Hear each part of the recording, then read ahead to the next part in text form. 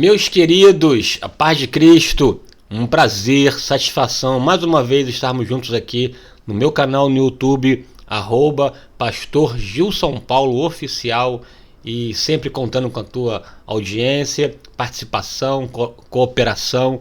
Para mim, motivo de muita alegria poder participar, comunicar, né, assim, socializar com você o que Deus tem me dado ao longo da minha vida educacional, do meu ministério, e poder compartilhar contigo por si só já é motivo de muita satisfação, prazer e contentamento. A minha oração é que essa palavra, que essa aula sirva de elevo, de crescimento espiritual para você, que de alguma forma essa aula ou essas aulas, esses vídeos se traduzam em crescimento, de modo que você esteja apto para toda boa obra, viu? Se de alguma forma eu puder contribuir com você, por si só já é motivo de alegria. E aqui lembrando que nesses vídeos, eu estou fazendo 4 vídeos, esse é o segundo, te aconselho a você a olhar aqui no meu canal e assistir Hermenêutica Parte 1, Hermenêutica Bíblica Parte 1, para então avançar nesse aqui, Hermenêutica Bíblica Parte 2. Eu farei 4 vídeos, tudo relacionado à nossa aula da EBD, que nesse trimestre versará sobre teologia prática, e nessa teologia prática o autor, o comentarista, resolveu inserir 2 disciplinas da teologia exegética, no caso hermenêutica e exegese, até porque essas também disciplinas de alguma forma dialogam, conversam com o ministério pastoral, como fazer com o exercício. Então é perfeitamente compreensível, mesmo sabendo que hermenêutica e exegese não fazem de um modo necessário parte da teologia prática, são disciplinas da teologia exegética, mas enfim, tem a ver com fazer teológico como um todo. Gostei aqui da minha mão, né? Assim, fazer teológico como um todo. E eu vou tratar com você nessa ocasião aqui sobre hermenêutica, avançando em nossa abordagem.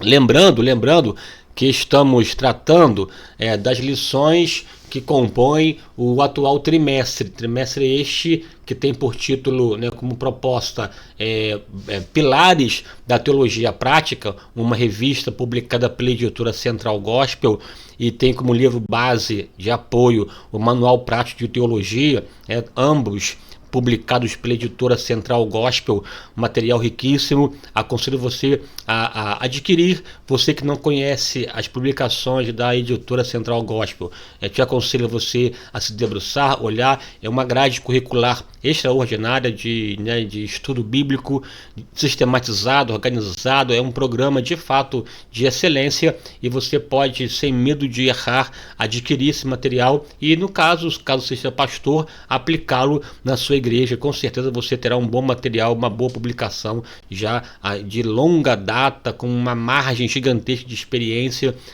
sobretudo pensado por pessoas da área da educação, que militam já com a educação cristã, portanto material de excelência. E aqui nesse trimestre, a revista 70, que trata sobre pilares da teologia prática, e como livro base, manual prática de teologia. Você pode adquirir, avançar e se aprimorar. Antes de avançar aqui na lição propriamente dita, né, na aula propriamente dita, eu junto com o pastor Edivanei Fernandes, a lição 3, que falarei, né, sobre hermenêutica bíblica, eu e o pastor Edivanei Fernandes gravamos uma palestra de quase 5 horas de duração. Eu tratei sobre o tema especificamente teologia prática. Ele, o pastor Edivanei Fernandes, responsável pelo canal Crente Docente, ele comentou de modo didático, analítico, sistemático as 13 lições que compõem o trimestre, e você, portanto, tem, além da revista, além do material de apoio, o livro de apoio, além das palestras que eu dou aqui semanalmente, tem acesso também a uma palestra de quase 5 horas sobre teologia prática, e portanto um material riquíssimo. Aqui vale lembrar que para você crescer do ponto de vista ministerial, cristão, doutrinário, é preciso ler, estudar e participar desses encontros de palestras, né? É fundamental. A EBD dá conta de preencher essa lacuna no dia a dia, de modo prático. Então eu te aconselho você, ao final desse vídeo, tem aqui na descrição do vídeo um link que te remete à palestra Teologia Prática que eu fiz com o pastor Divanir Fernandes. Você vai lá se inscrever, tem um investimentozinho básico de R$ 29,90, você pode parcelar em 5 vezes, inclusive 5 de R$ 5, quer dizer, é só mesmo para você ter acesso ao conteúdo e crescer, e aí é uma forma também de abençoar a minha vida e a vida do pastor Divanir Fernandes em relação a investir no Ministério do Ensino. Para além disso, tem no seu rodapé essa legenda aí em vermelho, tá aí, ó, agenda Pix, que é o meu telefone para você me convidar caso você queira para sua igreja, participar de algum evento na sua igreja. Tá aí o telefone 21 9 8477 8523, 21 9 8477 8523. E por acaso esse número também é o meu Pix, caso você queira abençoar a minha vida, bem como investir no canal para aprimorá-lo, para melhor te servir, é só abençoar, tá lugar aqui, como sempre digo e repito, o dinheiro é seu, faz dele o que você quiser, tá bom? Um forte abraço por isso. Vamos lá. Lembrando que caso você faça o Pix, salve no seu contato esse telefone e me mande aí o comprovante, porque eu quero também te agradecer em nome de Jesus, beleza? Então vamos lá, pensando em hermenêutica parte 2, hermenêutica parte 2. Na hermenêutica 1 eu tratei sobre a ideia, o sentido, a proposta, a disciplina da hermenêutica, onde ela se encaixa, e disse aqui que ela tem a ver com interpretação. Caso você queira se aprofundar, terá que assistir lá o vídeo primeiro sobre hermenêutica bíblica, que eu tratei quase 1 hora sobre a importância da hermenêutica no fazer pastoral, no fazer do cristão, na interpretação e tudo mais, beleza? Aqui vou avançar nas discussões. Também disse que eu estou usando enquanto base bibliográfica, basicamente, 3 livros. Esse azul maior, esse azul aqui é o azul relacionado a um livro que o pastor Esdras Costa Bento, um amigo pessoal inclusive, escreveu esse livro, um manual muito interessante, uma síntese muito consistente de boa parte da literatura que versa sobre hermenêutica bíblica. Ele é um especialista nessa área, um professor de grego, um camarada extremamente preparado, doutor da PUC, uma referência na área do ensino, o Esdras Costa Bento. Ele lançou esse livro, Hermenêutica Fácil e Descomplicada, pela editora CPAD.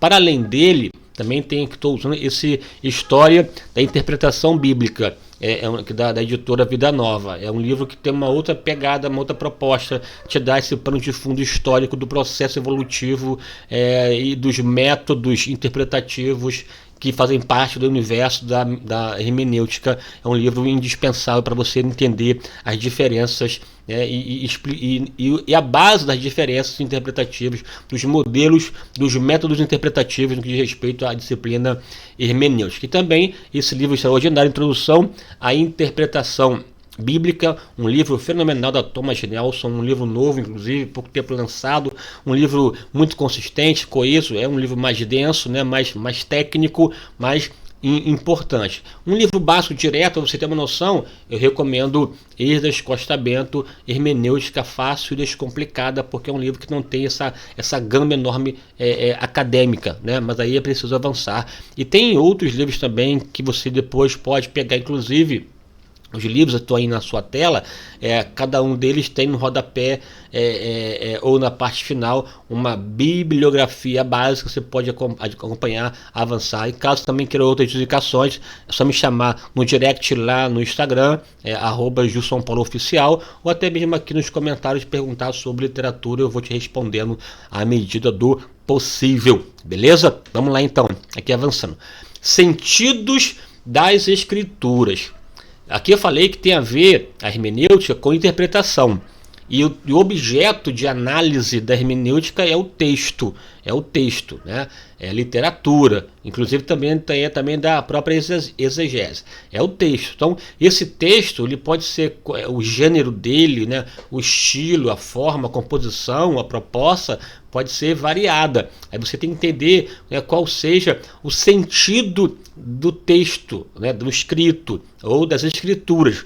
Aí eu vou trabalhar com você aqui alguns sentidos que você pode encontrar que fazem toda a diferença na hora de interpretar. Uma coisa é você ler um texto narrativo, que tem um teor mais histórico, mais conotativo, mais literal, portanto mais ligado ao sentido do dicionário. Tem aquele texto mais poético, como gênero diferenciado, que utiliza a palavra não com o sentido literal encontrado no dicionário, mas remete a uma ideia metafórica, simbólica, e cada natureza, cada gênero do livro ou do escrito impacta diretamente no modo de interpretar.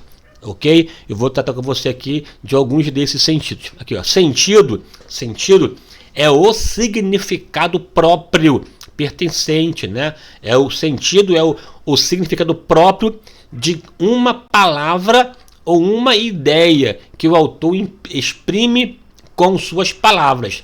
Entre vários sentidos de uma palavra, o autor escolhe uma delas. Olha, entre vários sentidos de uma palavra, o autor escolhe uma delas. O que eu quero dizer aqui? Uma palavra, veja que um texto não é uma palavra. Claro que você pode ter um texto com uma palavra só, e essa palavra só carregar uma ideia completa. Pare! Uma palavra só que carregou uma ideia de uma ordem, um imperativo, no sentido de dar uma completude. Mas normalmente um texto é o somatório de muitas palavras interligadas. Daí a ideia do texto ter uma relação com o tecido, tessitura. É uma costura. Você pega várias palavras, e com palavras próprias, com conectivos, né, que vinculam, que ligam, seja uma preposição, uma conjunção, um artigo, enfim, que vão dando um sentido completo. Para você entender o texto, você precisa conhecer o significado das palavras. Uma palavra, chamamos que ela é um significante. E a ideia, o sentido que ela carrega é o tal significado. E uma palavra pode ter inúmeros significados. O mesmo significante, a mesma palavra, carregando uma variedade, significados. Que, por exemplo, você pode falar sobre lança. Saul lançou a lança, jogou a lança em Davi. Lança ali é o substantivo que tem a ver com o instrumento que Saul jogava em Davi. Queria o ferir com uma lança. Agora, lança o teu pão sobre as águas também é lança. Só que ali não é lança do sujeito, do substantivo, do objeto lança, do instrumento. Mas se lança do verbo lançar, jogar. Lança teu pão sobre as águas, depois de muitos dias o achará. Então lançar tem a ver com jogar. E a lança que Saul jogou em Davi é o instrumento. Então veja, a mesma palavra tem sentido diferente. É o contexto onde a palavra está inserida que vai determinar o seu significado. Daí dizemos que uma palavra pode ter inúmeros significados. Uma palavra polissêmica é a polissemia. Polis, muito, né? Vem de polissílaba, várias sílabas, né? O poli tem a ver com muito. Então, uma palavra pode ter muitos significados. A mesma palavra. O autor escolhe um significado, que é uma monossemia, que seria um único sentido. Às vezes você tem um texto bíblico, um texto pequeno, que utiliza a mesma palavra com vários significados, e você precisa atentar para isso.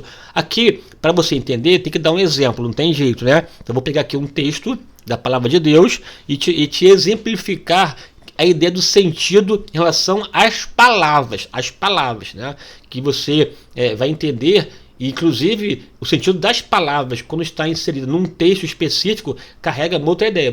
Primeiro vou te exemplificar no texto que está aí na tela, aí, ó, que é 2 Samuel. Aqui, a propósito, Samuel é um livro, tá? Assim como Crônicas, como Reis. Então, não é 1 Samuel, 2 Samuel. Vai no substantivo, o artigo vai concordar com o substantivo masculino. É 1 Samuel, 2 Samuel. Como 1 Reis, 2 Reis, 1 Crônicas, 2 Crônicas, porque estamos tratando de livros. Já as cartas lá de Paulo, né, 1 Timóteo, 2 Timóteo, porque é a carta, que é o livro, então tem que concordar. Em 2 Samuel, capítulo 7, versículos 1, 5, 6, 16, 18, 19, nesses versículos você vai encontrar a palavra casa, e para cada versículo a palavra casa, a mesma palavra com significado diferente. Vou estar aqui na sua tela, vou te mostrar aqui para você não ter que buscar aí a Bíblia. Olha só aí, lê comigo aí no texto que está na sua tela. Ó, e sucedeu que, estando Davi em sua casa, aí quando Davi pensou em edificar uma casa para Deus, né? Aí, estando Davi em sua casa, aqui a ideia de casa no versículo 1 é moradia, é a residência, é a casa de Davi, onde ele morava. Portanto, uma construção que abrigava a vida de Davi enquanto moradia. Aí você salta aqui para o versículo 5 e 6, tá aí, ó. Vai, em relação ao profeta Natan, que voltou à casa de Davi. Davi intentou construir uma casa para Deus, Natan concordou, mas Deus lhe falou para voltar lá e orientar em relação à construção de uma casa para Deus. Vai e diz ao meu servo Davi, assim diz o Senhor, edificar-me-eis tu casa para minha habitação, porque em casa nenhuma habitei desde o dia em que fiz subir os filhos de Israel do Egito até o dia de hoje. Já nesses versículos 5 e 6, veja, a mesma palavra casa não tem a ver com moradia, tem a ver aqui com templo. Templo é o lugar onde Deus mora, né? Que seria dessa ideia, né? Assim, vai e diz ao meu servo Davi, assim diz o Senhor, edificar-me-ei tu um templo para minha habitação. Aqui essa casa não tem a ver com moradia, tem a ver com um templo, um lugar religioso, um lugar de adoração, um lugar de culto, onde Deus habitaria em tese. Aí Deus afirma que durante a peregrinação no deserto, porque em casa nenhuma habitei desde o dia que saí e subi os meus filhos lá do Egito. Então ali casa tem a ver com habitação, a primeira, versículo 5 e 6, com o templo. Já no versículo 16, tá lá, ó, porém a tua casa e o teu reino serão firmados para sempre diante de ti, teu trono será firme para sempre. Já no versículo 16, a mesma palavra casa não tem a ver nem com moradia, tampouco com templo religioso. Tem a ver aqui com dinastia, tem a ver aqui com linhagem, né? Descendência, a linhagem de Davi, a sua casa, a sua dinastia, como questão, né, da árvore genealógica de Davi. Ó, porém, a tua casa, ou seja, os teus descendentes, e o teu reino serão firmados para sempre diante de ti, teu trono será firme para sempre. Aqui é uma aliança que Deus faz com Davi em relação à manutenção e à perpetuação da aliança davídica. Aqui é uma outra história, uma outra ideia, mas aqui a palavra casa aqui tem a ver com descendência. O versículo 18 do mesmo texto, veja, segundo Samuel, capítulo 7, versículo 1 até o 19, você vai encontrar a palavra casa com vários significados. Porém, então entrou o rei Davi e ficou perante o Senhor e disse, quem sou eu, Senhor Jeová, e qual é a minha casa que me trouxeste até aqui? Nessa ideia aqui, casa não tem a ver com linhagem, não tem a ver com árvore genealógica, não tem a ver com moradia, não tem a ver com templo, né? Tem a ver aqui com família.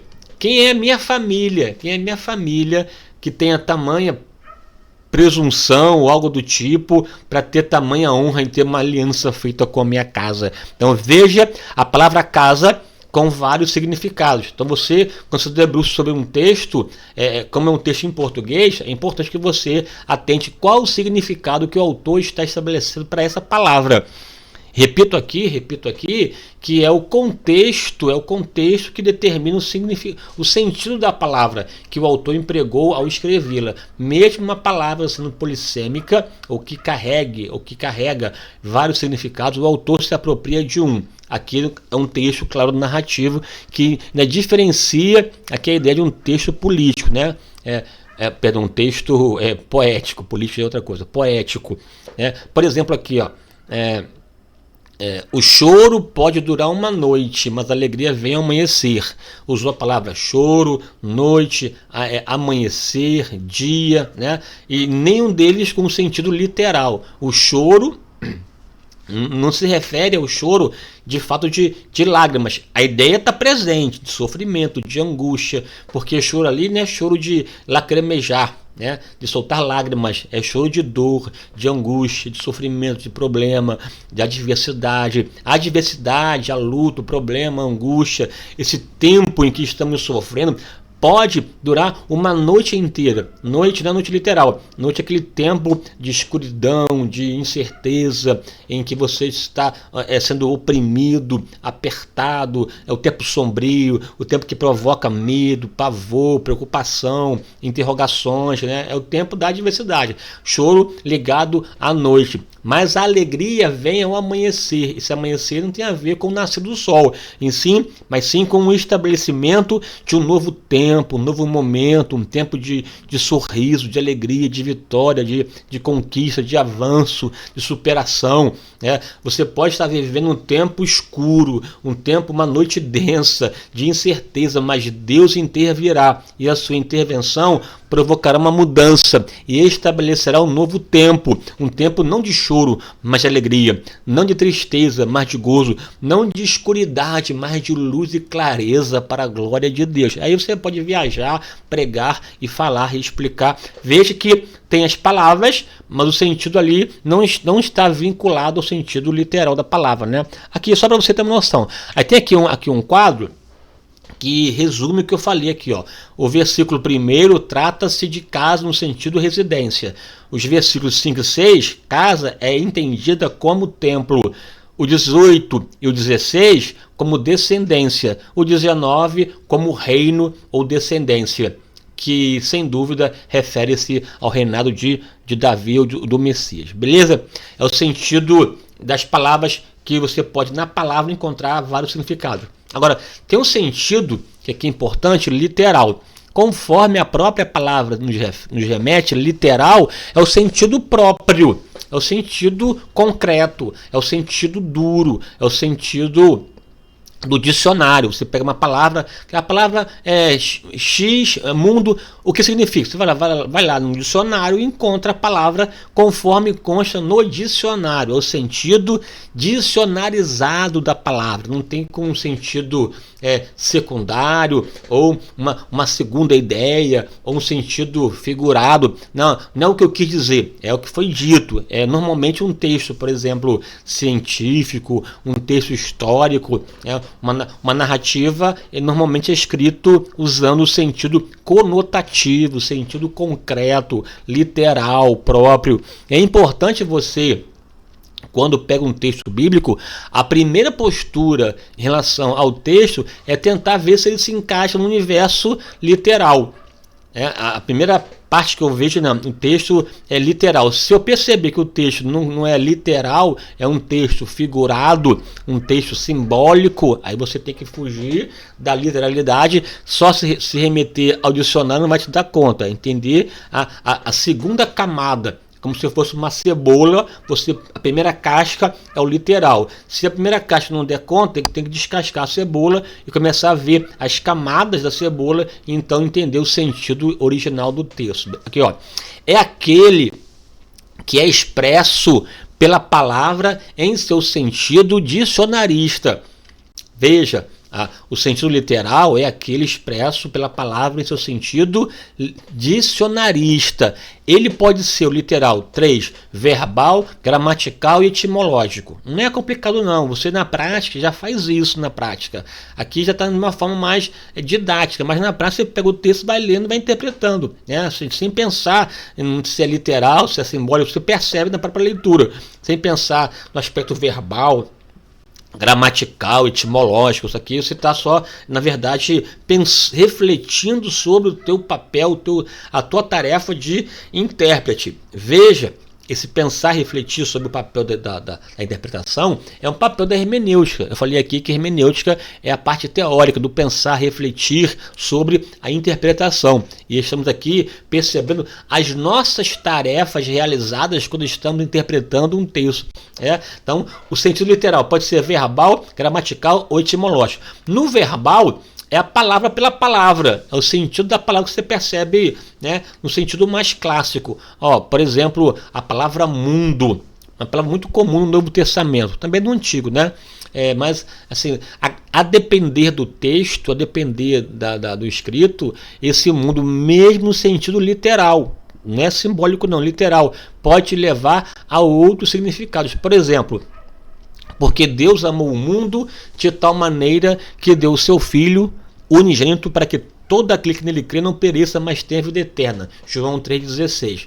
Deus amou o mundo. Mundo ali não é universo. Mundo ali é humanidade. Deus amou a humanidade e ao ponto de entregar o seu Filho na cruz.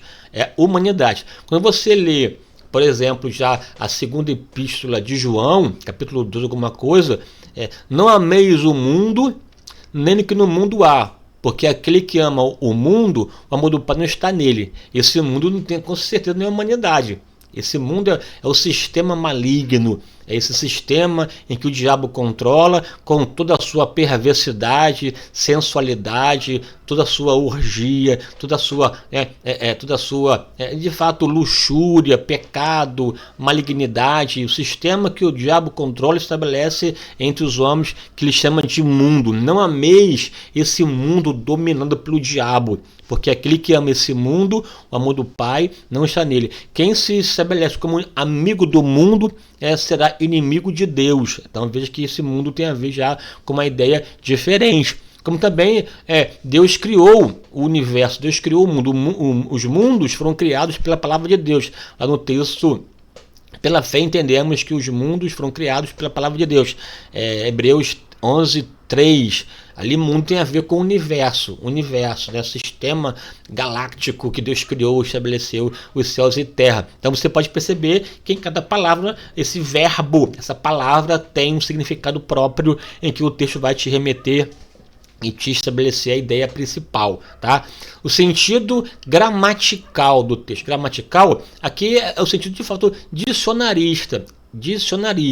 E você pode entendê-lo até ajudar sabendo sobre as próprias classes gramaticais, se ele é um sujeito, se ele é um substantivo, um adjetivo, uma locução, uma conjunção, um artigo. Isso tudo ajuda na hora de você interpretar se é um adjetivo, se é uma função de qualificação do substantivo, se é um nome, tem a ver com a substância, portanto substantivo. Então veja que isso também ajuda, né? Saber o que é um sinônimo, um antônimo, um homônimo. Aqui a saída do antônimo e sinônimo e homônimo é importante. Por exemplo, a Bíblia usa a palavra candeeiro, luzeiro, candeia, são palavras sinônimas que têm a ver com o instrumento que estabelece, que leva a luz. É um universo todo ligado, né, ao aspecto da sinonimia, do sinônimo, também como antônimo, né, palavras contrárias, né, assim, você tem palavras que te remetem como justo e ímpio, pecador e santo, santo e profano. Você vai assim enriquecendo seu vocabulário e vai te ajudar na hora de interpretar. Veja que estamos tratando de interpretação, portanto tem a ver com palavras ligadas e postas num texto. O objeto de análise da hermenêutica é o texto, que não tem jeito, é para aquele que decidiu ler e avançar, né? Depois eu vou te dar no último vídeo uma hermenêutica material. Quais os livros devo comprar para poder então começar o meu papel de intérprete e de estudante da palavra de Deus? Aí você vai ter uma noção melhor, que vou dar aqui concretude a minha fala para você, tá bom? Agora, analisar uma palavra, também tem essa abordagem, a tal palavra etimológica, estudar a etimologia. Etimologia é um nome difícil, mas nada de complicado. Etimologia é a parte da linguística que estuda a formação e a origem das palavras, porque as palavras têm uma origem, né? Veja, primeiro, né, assim, existe o objeto. O objeto é primeiro. Como eu vou chamá-lo? Vou chamar de copo, né? O taça, tal. Primeiro objeto, você então nomeia. Então, houve um tempo que a primeira pessoa chamou de copo. Essa palavra surgiu aonde? Qual a origem dela? Quem falou primeiro? Ela vem da onde? Ela vem do grego, do hebraico, do português, do latim, e enfim, do alemão. Aí vai dar a origem da palavra e entender o sentido original dessa palavra. Sabendo que uma palavra quando você analisa, nem sempre a usamos agora com o mesmo sentido original. Ela pode reassumir ou ressignificar ou assumir um outro significado. Mudar com o tempo o significado da palavra. Aí tem aqui essa etimologia com abordagem diacrônica ou sincrônica, né? Diacrônica ou sincrônica. Depois dá um Google aí, o que é diacronia e sincronia, tá? Dá uma olhada. Vou dar aqui para você um exemplo aqui para você entender. Olha, a palavra caridade. O que é para você caridade? Ah, pastor, caridade tem a ver com boas obras, fazer o bem com as pessoas, ajudar, né? Ser solícito, boas obras. Hoje o sentido de caridade de fato é esse, boas obras, fazer coisas boas, uma obra de caridade. Quem faz caridade? As religiões, né? Veja que o espírita tem muito essa veia da caridade, o próprio católico caridade, já o evangélico faz boas obras, mas não com essa mesma pegada dos católicos, dos espíritas. E aqui tem uma explicação doutrinária, que não vou explicar agora porque não é foco da nossa tarefa. Mas a palavra caridade hoje tem a ver com boas obras. Você lê lá o texto, por exemplo, de Gálatas 5:22. Mas o fruto do Espírito é caridade, gozo, paz, longanimidade, benignidade, bondade, fé, mansidão, temperança. Contra essas coisas não há lei. Então você veja que o fruto do Espírito é caridade. Boas obras? Não, mas pastor, mas numa outra versão não está caridade, está amor. Amor e caridade são as mesmas coisas? Não, diferente. É claro que quem ama faz boas obras, mas nem tanto que faz boas obras de fato ama, né? Quer dizer, são duas coisas que estão juntas, porém separadas. Podem ser como não. Porque a palavra caridade, na sua originalidade, onde nasceu, vem de carisma, de carismata. E carisma tem a ver com dom, é o dom do amor. Lá o texto lá de Coríntios, capítulo 13, o dom maior é o amor, é o carismata, carisma, dom de amar, dádiva, dote. Aí você vê que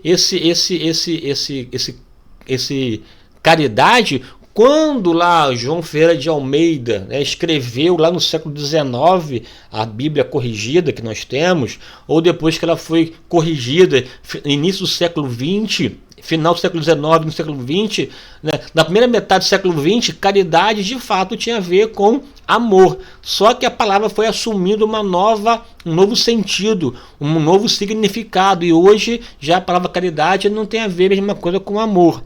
Por mais que está no texto, mas o fruto do Espírito é caridade, ali caridade não tem a ver com boas obras, tem a ver com amor. Tanto que você tem umas novas traduções ou versões que ao invés de colocar a palavra caridade, optaram pela palavra amor. Se bem que também que hoje amor por si só também já está assim, preciso determinar amor, que é amor de pai para mãe, né? O homem para mulher, amor de filho, amor qualquer, é um amor sacrificial. Aí tem que dar uma qualificação a esse amor por conta também da dificuldade de expressar o que você quer dizer em relação à palavra amor.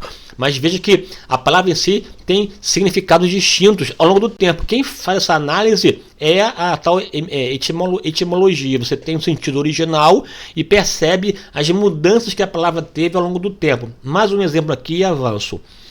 A palavra piedade. O que é piedade para nós hoje? Piedade é ser piedoso, é ser bondoso, compassivo, ter compaixão, quebrantado, pessoa boa, né? Ele é um piedoso, uma pessoa que tem um coração bom.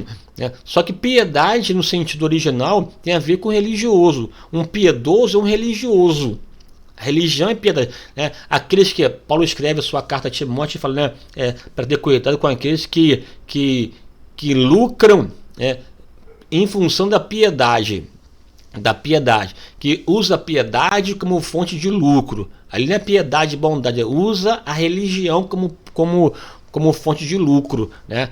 Porque piedoso é ser religioso, porque piedade tem uma palavrinha lá ligada à adoração, ligada ao culto, ligado de fato à religiosidade. É para ter cuidado com aqueles que usam da piedade como fonte de lucro, usa a religião.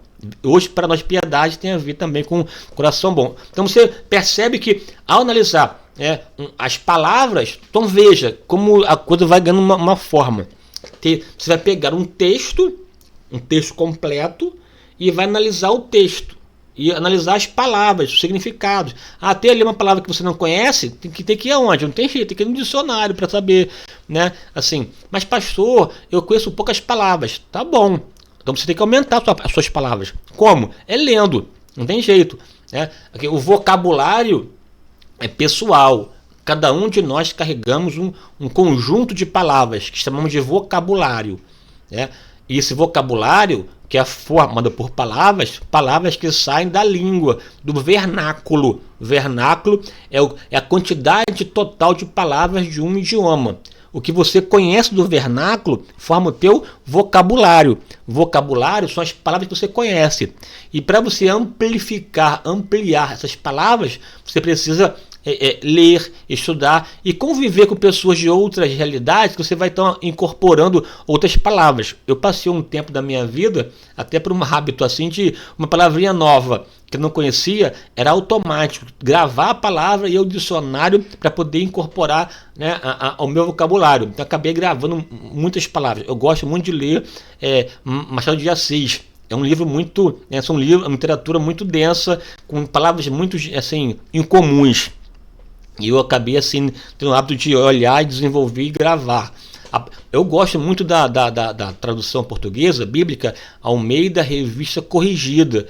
Ele é mais hermética, mais difícil, mais complicada, tem palavras mais difíceis, então eu gosto dela. Já a atualizada já é mais leve. Você pega a nova versão internacional, que é a NVI, que é uma linguagem já do dia a dia, bem mais fácil de você compreender e não tem tantas palavras difíceis, mas não importa, né? Um texto sempre tem uma palavra que você não conhece, não é problema, tem que ir ao dicionário para poder saber o significado.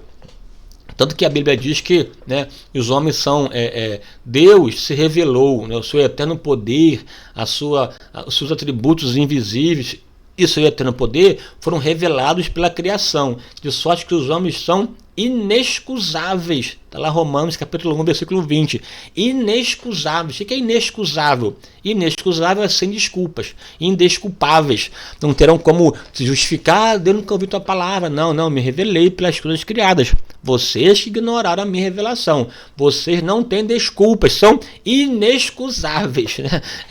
Enfim, é importante você pegar e analisar isso. Então tem o significado da palavra, o dicionário, tem uma abordagem etimológica, porque você vai entender a origem da palavra, então você vai avançar na compreensão textual. Não tem jeito. Compreensão textual tem a ver com leitura, e leitura tem a ver com você buscar o significado de cada palavra e como o tal significado se encaixa naquele texto, porque se uma palavra tem vários, qual vou pegar para botar aqui? Vou pegar um que se encaixa no todo. É o todo que vai dar uma maior harmonização à palavra estudada, beleza? Aí, para dificultar a nossa vida, além da questão gramatical, verbal, etimológica, tem o sentido figurado, que é o sentido impróprio. Aqui, a ideia de impróprio, é que não é próprio da palavra, tá? Não é que é impróprio de errado, é impróprio, nem é próprio da palavra. É um sentido que o autor se remete a uma ideia primeira e avança, né, para uma ideia segunda. Esse avançar figurado, simbólico, metafórico é mais difícil, porque você está dando uma nova dimensão. Normalmente nós partimos do concreto para o abstrato, né? Esse figurado é o sentido abstrato, né? Que é um problema, que às vezes você tem um texto literal, você interpreta simbolicamente, e às vezes o texto é simbólico, você interpreta literal. Vou dar aqui um exemplo aqui, né? Se teus olhos te fazem pecar, arranque-os, porque é melhor entrar no céu sem os olhos do que ir para o inferno com os dois olhos. Então se eu vou pecar, eu vou arrancar meus olhos. Então, ali o verbo arrancar é literal. Se você for arrancar os seus olhos porque você pecou, ninguém ficará, né, assim, com visão. O mundo acabará cego. Ali arrancar é você desviar, não dar atenção, não alimentar. Passou alguém, você viu e chamou sua atenção e te aguçou um pecado, é melhor você virar o rosto, arrancar os olhos, não dar atenção, não alimentar, não avançar. porque senão você pode ser engodado, envolvido, e aquela visão inicial vai te envolver, te levar e tal, o que era só um desejo se transforma num pecado na prática. Então veja que é uma ideia figurada, né? Arrancar os teus olhos. Se tua mão te faz pecar, arranque. Todo mundo seria mutilado, mas a ideia é você evitar, segurar o ímpeto, segurar esse impulso e passar a olhar de outra forma, de outra maneira, né? Agora, então, assim, um texto que é o sentido figurado, perceberam aqui? Ó, e é aquele onde os verbetes, as palavras, são usados que os verbetes, com um sentido diferente daqueles encontrados no dicionário, mas que mantém uma certa relação com o dicionário, também chamado de metafórico, é o sentido conotativo, né? Não denotativo. Depois você veja lá no Google o que é denotação e conotação, tá bom?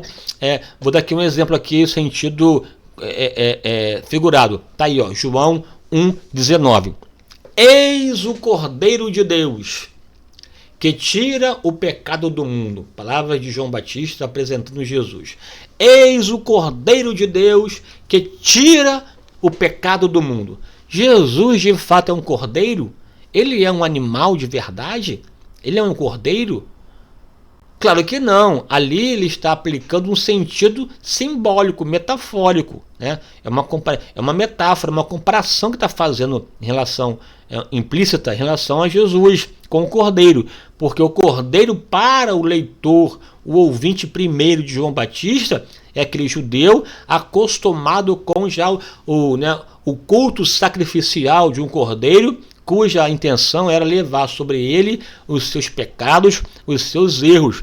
Esse cordeiro aqui que estou apresentando não é um cordeiro literal, não é um cordeiro humano, não é um animal, é um cordeiro que tem uma outra origem, é uma origem divina, é um cordeiro de Deus que tira não o pecado de uma família, de uma pessoa, tira o pecado do mundo. Melhor, ele não cobra, ele tira, e é abrangente de ontem, de hoje e de amanhã. É de fato aquele que veio morrer por nós na cruz do Calvário. Eis o Cordeiro de Deus que tira o pecado do mundo.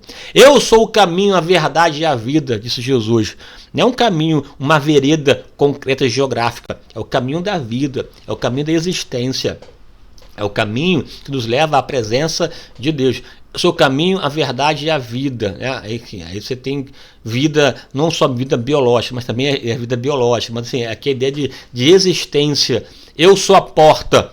Aquele que passar por mim salvará, entrará, sairá e achará pastagem. Esse eu sou a porta, não é que seja uma porta de verdade, ele é a passagem, né?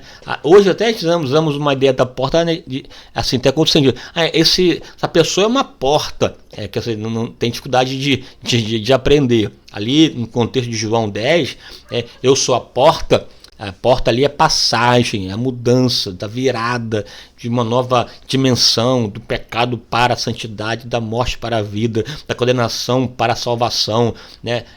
Da inimizade para a amizade com Deus. Eu sou a porta, que você pode passar por ela, passar e achará pastagem do outro lado. É a mudança de vida que transforma a velha criação numa nova criatura.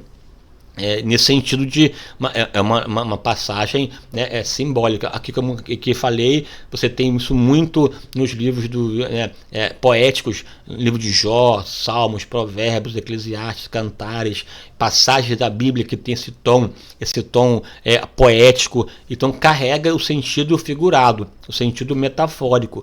Que você for ao dicionário não vai resolver o problema. Você tem que entender a palavra no sentido do dicionário, mas avançar nessa compreensão.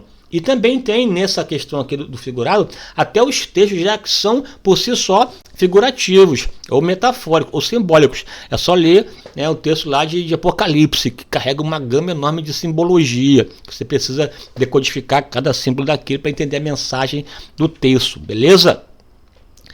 Para além disso, tem o sentido também aqui as questões culturais da língua. Assim, eu estou aqui complicando, mas na prática, repito aqui, você já faz isso na prática. Não precisa ficar aí angustiado aí ou complicado. Você já faz isso no dia a dia. Você já carrega um conhecimento já vasto na sua vida que te faculta a pegar o texto e entender, que aqui é figurado, né? É claro que você, dependendo da pessoa que tem uma capacidade de verbalizar a ideia, de falar bem, até te impressiona. Como assim? O choro pode durar uma noite, mas a alegria vem amanhecer e você está aí sofrendo um tempo de angústia, de dor, de opróbrio, de sofrimento, um tempo em que você está sendo vilipendiado, maltratado, um tempo de perda, um tempo de humilhação, um tempo em que os gafanhotos vieram contra ti e arruinaram a sua casa, a sua vida, e você está chorando, abatido, amargurado, você que está aí pensando que não tem mais vez, não tem mais voz, acabou e tal. Não se preocupe, porque o sol da justiça nascerá para você, e esse choro dará lugar à alegria, porque a noite densa e fria dará lugar ao nascer do sol, o amanhecer está vindo, Deus vai mudar a sua história. Quer dizer, aí você pode pregar, tem muito a ver com a habilidade de falar, isso aí tem a ver com o conhecimento que você adquire ao longo da vida. Agora, para além disso, um texto, ele é produto da manifestação cultural. Nós, assim como falamos e pensamos, escrevemos. Os textos carregam um pouco da nossa forma de falar, né? Da maneira de falar. Aqui, por exemplo, os provérbios ou os adágios, os ditos populares que nós fazemos e falamos. Você pode encontrar isso na própria escrita, né? Vou dar aqui mais um exemplo aqui de na aula passada, no vídeo passado. Vou dar aqui um outro para você, né? Assim, de grão em grão a galinha enche o papo, não é isso? Né? Quer dizer, aos poucos, palmo a palmo, passo a passo, devagar, você vai fazendo que uma hora vai preencher, vai alcançar. Porque de grão em grão a galinha enche o papo. Assim, não estou aqui me referindo à galinha, tampouco ao milho, é o que menos me importa, né? Estou aqui dizendo o que eu quero dizer com isso, estou aqui interpretando, é que vá devagar, vá aos poucos, palmo a palmo, passo a passo, cada dia o seu mal, mas siga em frente, mesmo que você vá ao passo do gado, mas vá, porque vai chegar uma hora que você vai realizar. Uma grande obra se começa do início, tá aí, de grão em grão a galinha enche o papo.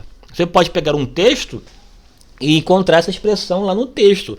Então, quem é brasileiro está familiarizado com essa cultura, vai entender o que o autor disse ao escrever isso.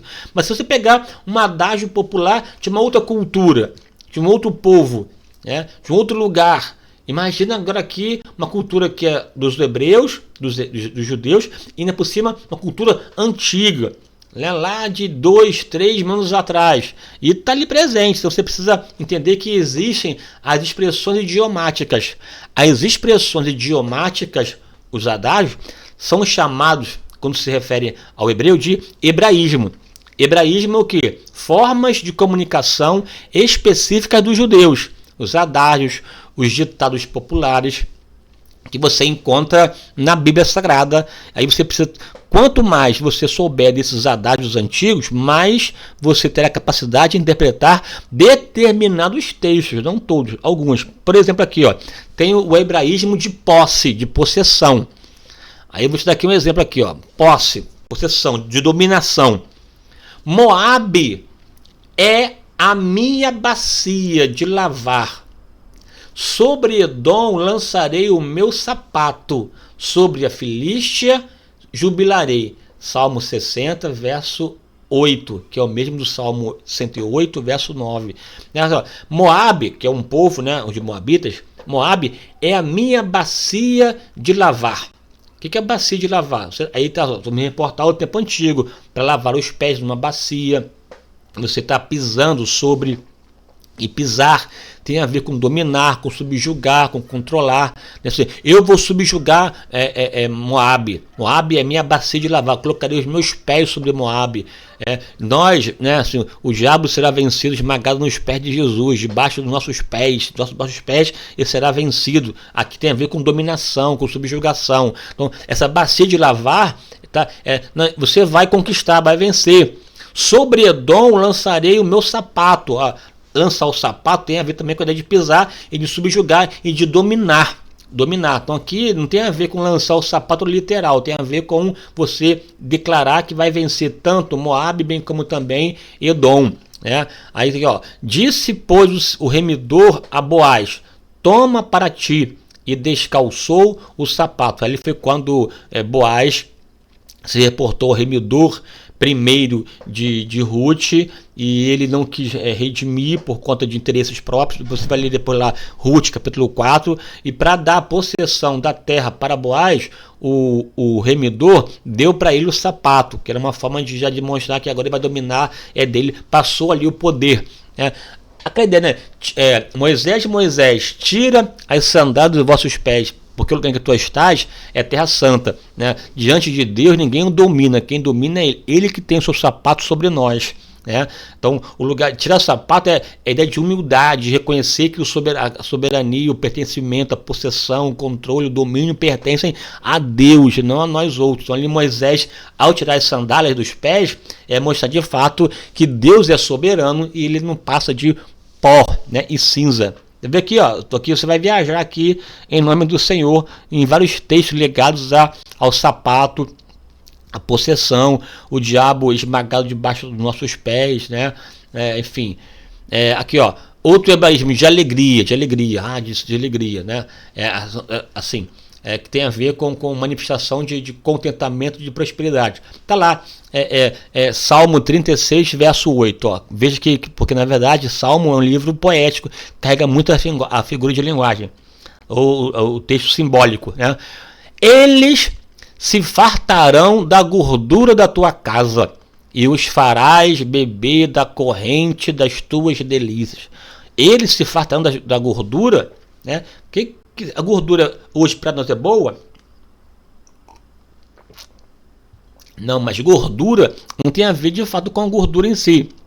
Tem a ver com prosperidade, satisfação, grandeza, exaltação, conquista, crescimento.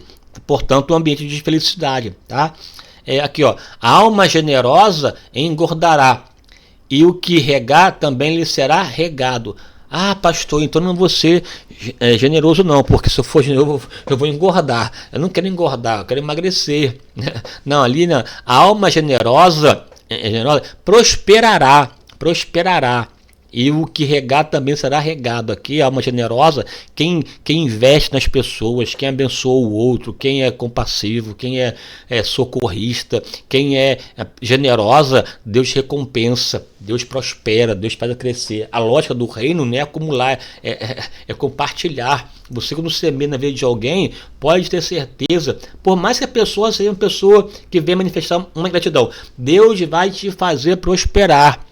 E você tem que ter esse olhar. A riqueza, os bens que nós temos carregam três funções. Uma para investir na obra de Deus, outra para investir em nós mesmos, desfrutar do que Deus nos deu, é lícito, tá? É lícito, você pode usar para você o que Deus te deu, e terceiro, para ajudar pessoas. Então, o recurso você tem que usar para Deus, para a sua obra e a sua glória, para abençoar a sua vida e sua casa, desfrutar disso, e para abençoar pessoas.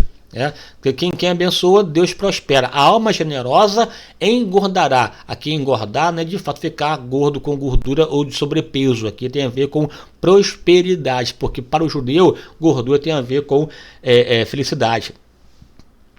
Hebraísmo de preferência. Você quer dizer assim, eu prefiro uma a outra, né? Eu prefiro um ao outro. Ele chama a forma própria de falar, que é a forma ali, ó.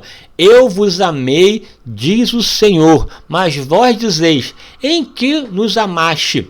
Não foi Esaú, irmão de Jacó? Disse o Senhor, todavia amei a Jacó e aborreci a Esaú. Amei e aborrecer, aqui, né? Amar e aborrecer, eu preferi Jacó a Esaú.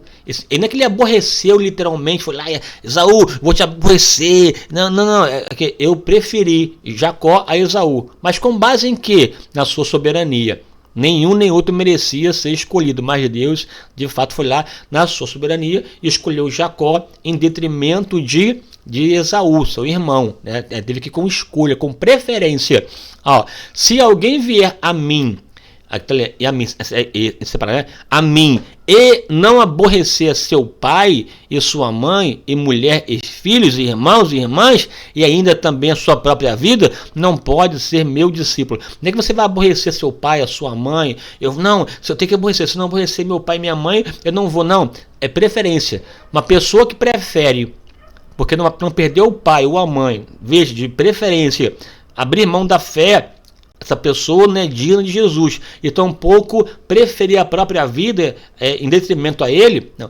Nada pode substituir a pessoa de Jesus. Muitas ocasiões, filhos foram expulsos da sua casa, não porque eles aborreceram aos seus pais, porque os pais não queriam que eles professassem tal fé em Jesus. Nesse caso, né, se uma pessoa põe uma faca no pescoço, ou eu ou Jesus, meu amigo, prefira Jesus. Nesse caso, é melhor aborrecer a pessoa, né, do que largar Jesus. Aqui é a ideia de preferência também, tá? Está claro aqui, está claro tal. Hebraísmo de fortaleza, né, que tem a ver com força. Aí você percebe que fortaleza na cultura judaica tem muito a ver com aspecto concreto, com elementos concretos da natureza que nos remeta à força. Ó, pois tem sido meu refúgio. Tem a ver com um lugar de abrigo, né? Um castelo, um lugar de abrigo. E minha torre forte contra o inimigo. Deus é o meu refúgio, a minha fortaleza, a minha torre forte, o meu chifre. Veja que são expressões que remetem à fortaleza, à proteção, né? A fortalecimento. Deus é o nosso refúgio e fortaleza, socorro presente na angústia. Ele nos colocará no seu alto retiro, na sua torre forte. Deus é minha rocha, é minha fortaleza, é minha âncora. Né? Então, são elementos que têm a ver muito com... Você pega um aspecto da durabilidade, da dureza, da firmeza e aplica a pessoa de Deus. É um hebraísmo de fortaleza, como também tem, né, o de fraqueza, né? Porque os egípcios são homens e não Deus, e os seus cavalos carne e não espírito. Aqui não tem a ver com carne de verdade e nem que seja espírito. Aqui eles são fracos. Os egípcios são homens, não são Deus. Então, aqui é um paralelo que remete fraqueza. Tá aqui fraqueza, né? Que expressa fraqueza. Eu sou pó e cinza, né? Também fraqueza, né? Que seja pó e cinza literal. E respondeu Abraão dizendo: eis que agora me atrevi a falar ao Senhor, ainda que sou pó e cinza, né? Senhor e pó e cinza. Esse contraste para mostrar de fato fraqueza. Tem a ver com uma linguagem também comum, tá? E tem as tais figuras de linguagens, ou de linguagem, que é comum até no português. Você pega estrategicamente uma forma de escrever, de falar tão elaborada que você vai se apropriando de conceito para escrever uma coisa. Ó. São estratégias aplicadas no texto para conseguir um efeito determinado na interpretação do leitor. São formas de expressão mais localizadas em comparação às funções da linguagem, que são características globais do texto. Porém, relacionam-se com os aspectos semânticos, fonológicos ou sintáticos das palavras afetadas. Exemplo, aqui rapidinho aqui, ó, eu vou acabar já aqui o vídeo. Ó. Antropomorfismo. Deus não é homem, não é igual a gente, não tem corpo, mas usamos a linguagem humana para retratar. Né? Eis que a mão do Senhor não está encolhida para que não possa salvar, nem o seu ouvido agravado para não poder ouvir. Deus não tem mão e ouvido como nós temos. Nós usamos essa ideia usa a forma humana para Deus. Antropomorfismo, né? A mão, proteção, ouvido, atenção. Ou uma símile, uma comparação direta, explícita. Sou semelhante ao pelicano no deserto. Sou como um mocho nas solidões. Velo e sou como o pardal solitário no telhado. Aí, para você entender a profundidade do salmista, ao se comparar com o pelicano, tem que saber como o pelicano vivia. Não vou explicar aqui por conta do horário. Até de repente volto no vídeo 3, essa parte para explicar para você como assim sou um peregrino, né? Um pelicano no deserto. Tem a ver com um ambiente de sofrimento, tá bom? Metáfora é uma comparação implícita. Isacar é um jumento forte, de fortes ossos, deitado entre os fardos. Aí você vai pesquisar onde está aqui essa comparação aqui, em que sentido Zacá é um jumento de ossos fortes. Pleonasmo, uma repetição, não como um pleonasmo vicioso, mas uma repetição para reforçar. Ó, o copeiro mor, porém, não se lembrou de José. Antes se esqueceu dele. Quer dizer, você não lembrou? É claro que ele se esqueceu. Mas aqui está reforçando o desligamento total do copeiro em relação a José. Ele não se lembrou, antes se esqueceu, para reforçar aqui a ideia do esquecimento. Uma hipérbole, que é um exagero. Porque mais vale um dia em teus atos do que outras partes 1000. É uma comparação para exagerar e mostrar a importância da casa do Senhor em relação a qualquer outro lugar. Aí tem a metonímia, a ironia, eufemismo. Depois você vá pegando aqui esse texto aqui, leia, estude e avance e cresça na presença de Deus em nome de Jesus. A minha oração é que essa aula tenha te abençoado. Vá com calma, devagar, sem pressa. Não precisa ficar afobado. Hermenêutica, repito aqui, é uma matéria difícil. Eu me propus a fazer 4 vídeos porque para ficar de alguma forma, cumprir essa tabela, te dar essa informação, mas você vai aprender isso com calma. Quando você comprar o livro que eu te apresentei, especialmente o azul, caso você queira comprar e quiser que eu faça a ponte com o Esdras, que é o autor, eu posso fazer e também fazer a ponte para você comprar um livro mais barato, tá bom? Assim, mas vai com calma, sem pressa, tá? Deus fez o mundo em 6 dias e no 7º descansou. Então vá dia a dia, passo a passo, etapa por etapa, mas não pare, porque de grão em grão a galinha enche o papo, beleza? Deus te abençoe, um forte abraço, não perca o próximo vídeo. Insista, aproveite aí, curta, comente, compartilhe e se inscreva no canal e vamos juntos crescendo para a glória de Deus. Crescendo pela palavra é o objetivo do nosso canal. Um forte abraço e até a próxima.